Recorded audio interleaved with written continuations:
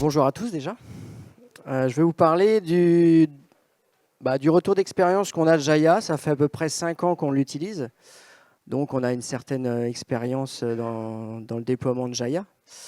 Mais tout d'abord, je vais vous parler du Crédit Agricole. Donc Consumer Finance, c'est une filiale du groupe Crédit Agricole qui aujourd'hui regroupe 10 000 collaborateurs dans 19 pays.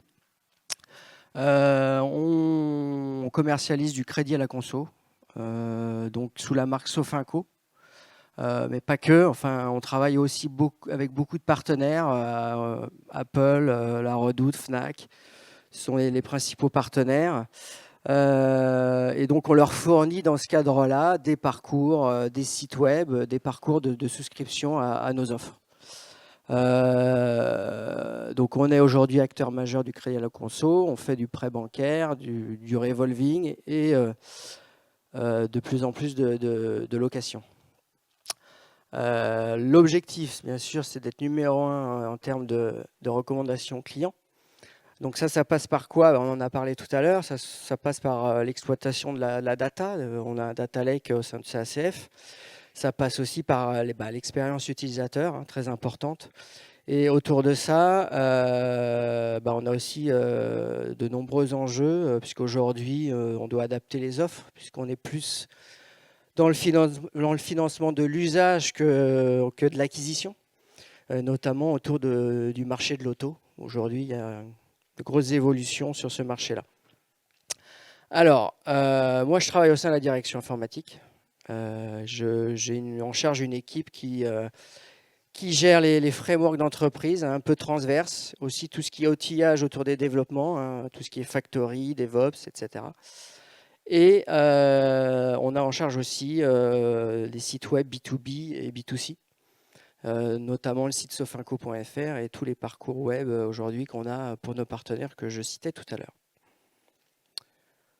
Alors, je reviens à l'origine. On a commencé en 2015 à travailler avec Jaya. Donc, en 2015, le constat il était simple. On avait un site vieillissant. On commençait en 2015 à voir que sur le mobile, il y avait un trafic de plus en plus important et donc on avait besoin en ça d'avoir une nouvelle plateforme, même si on n'a pas designé le site à cette époque-là pour être des mobile first, mais bon, on y a pensé. Et puis on avait un souci, c'était la publication de contenu. On est une banque, on a un site où il y a des règles, des réglementations qui évoluent assez souvent. Les taux d'usure qui évoluent, donc on avait à gérer tous les mois, même plus que ça, toutes les 2 semaines, des mises en production pour mettre à jour notre site. Ah, c'est moi qui ai appuyé. Ah non, c'est moi qui ai... Pardon, ça a changé sur mon... Donc, du coup, on s'est dit tout simplement, il faut qu'on regarde pour ajouter un CMS. Donc, pourquoi Jaya? On est dans un monde chez CACF Java, pardon. Donc, pour nous, déjà, c'était important d'avoir une plateforme en Java parce qu'on savait qu'on aurait des développements à faire pour ajouter des modules ou ne serait-ce que créer les cadres, les templates. Donc ça, c'était un des premiers arguments. Et en Java, sur le marché, à cette époque-là, il n'y en avait pas beaucoup. Donc naturellement, on est allé vers Jaya. Je ne vais pas reciter dont on a parlé tout à l'heure, mais bon, il y a aussi les API qu'on utilise de plus en plus. On avait un beau retour chez Before qui est une filiale du groupe Crédit Agricole. Donc voilà, naturellement, on s'est tourné vers Jaya. Alors, je ne vais pas rentrer dans le détail du projet, mais en tout cas, c'est un projet qu'on a mené en méthode agile. Je voulais juste citer les 3-4 points dont je me souviens qui ont été, on va dire, les principaux sujets à traiter dans le projet. Alors, il y en a eu plein d'autres, mais en tout cas, il y avait un gros sujet autour de l'architecture, forcément, parce qu'on est une banque, donc on a des grosses contraintes de sécurité.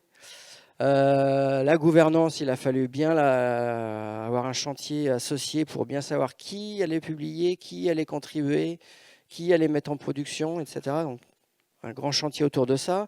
La sécurité, forcément. On a fait des tests d'intrusion, on a fait des audits de code, alors pas de Jaya, mais en tout cas de ce que nous, on avait développé. Test de robustesse, forcément, nouveau site à mettre en ligne, donc c'est forcément test de charge associé. Et un dernier point que je trouve important pour l'avoir vécu, c'est les formations. Je pense que c'est important de former les développeurs au Jaya Tools, en l'occurrence, parce qu'il y a tout un univers autour de ça. C'est vraiment, voilà, c'est vraiment l'outil qu'il faut maîtriser, je pense, dans une équipe pour pouvoir jouer sur, voilà, sur l'intégrité des données, sur le cache, etc. Enfin, on a forcément, à un moment donné, besoin d'avoir la main là-dessus. Alors, ce petit schéma, alors, en rouge, j'ai mis la version 2015, c'est-à-dire la version qu'on a mis en place, macro, hein, je ne rentre pas dans le détail, mais en gros, on avait la problématique d'intégrer du contenu dynamique dans Jaya.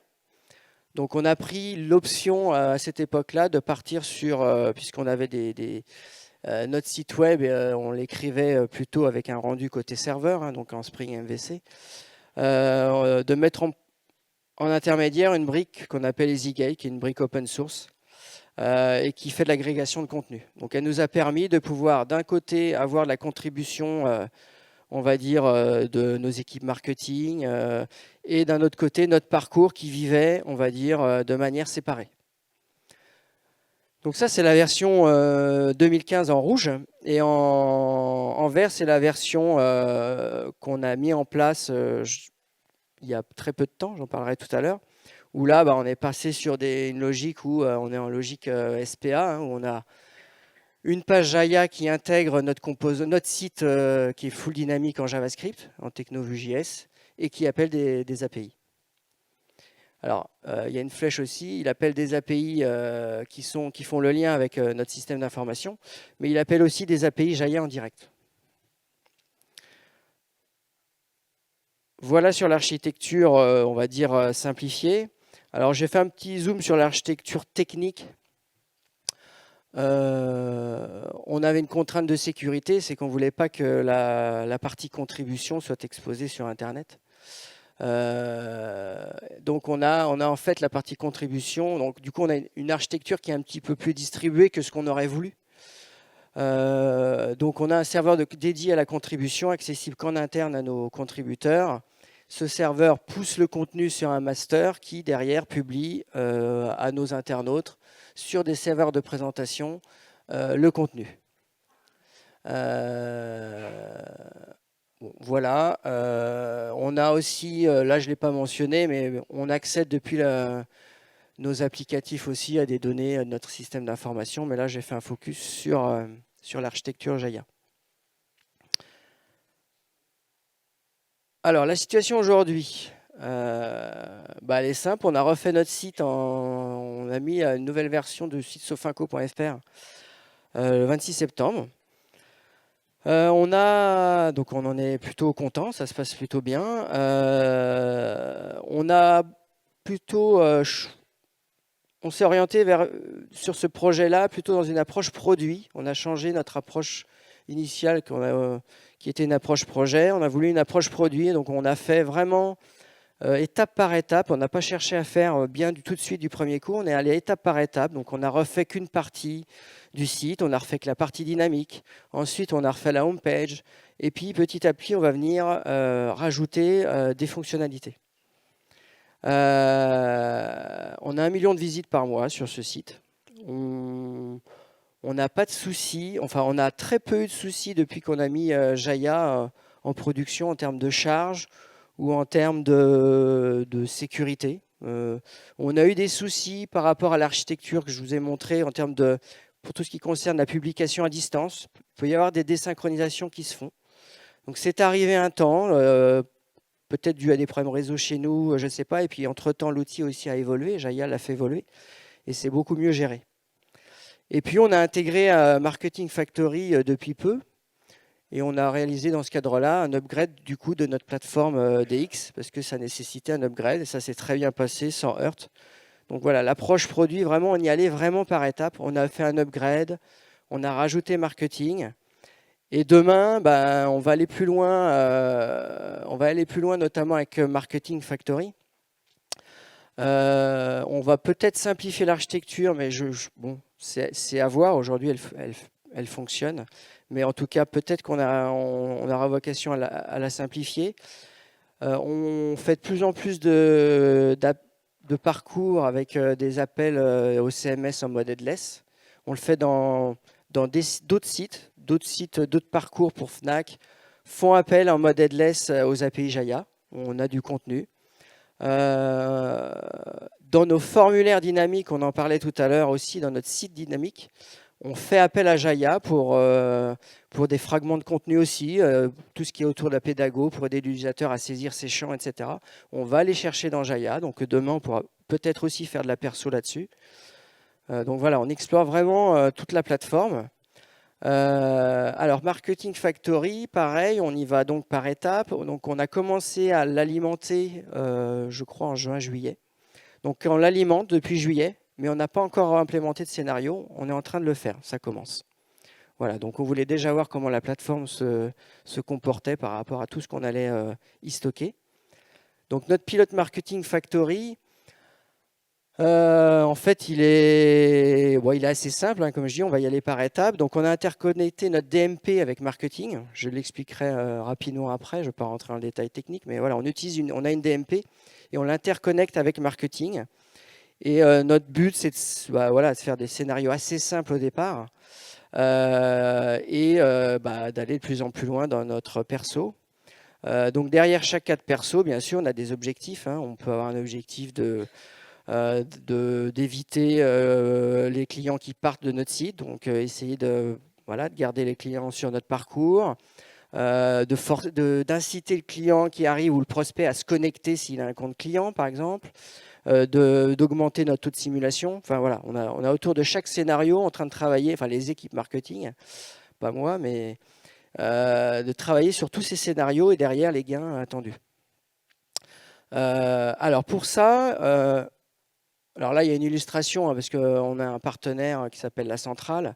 Donc voilà, du coup, c'est aussi plus facile pour nous quand on a des partenaires de pouvoir capter le fait que ce partenaire, il allait sur ce site-là et derrière lui proposer de la perso. Donc on le capte, on lui envoie un mail, potentiellement il clique dans son mail et il arrive sur notre homepage, non pas avec une image qui est assez générique sur les taux qu'on peut proposer, mais sur les prêts auto adaptés à son besoin. Alors, ce slide, pour vous expliquer un peu comment on a interconnecté notre DMP avec Jaya. Donc, c'est Jaya qui appelle notre DMP et qui va chercher pour un profil utilisateur sa segmentation. Donc, à partir de ça, on la stocke via Marketing Factory dans Unomi et toute la brique technique derrière. Via Marketing Factory, les règles de perso les scénarios sont créés en fonction des segments des utilisateurs. Alors pour ça, on a quand même on a fait évoluer l'offre de Jaya parce qu'on avait une problématique sur ce nouveau site, c'est qu'on voulait être vraiment orienté mobile. Parce qu'aujourd'hui, je crois qu'on est à 60% de navigation d'utilisateurs qui arrivent sur mobile sur notre site. Donc on ne voulait vraiment pas avoir d'impact sur la performance de notre site. On voulait vraiment que ça s'affiche très vite. Et la première version de marketing, en fait, la customisation, enfin la perso était côté navigateur.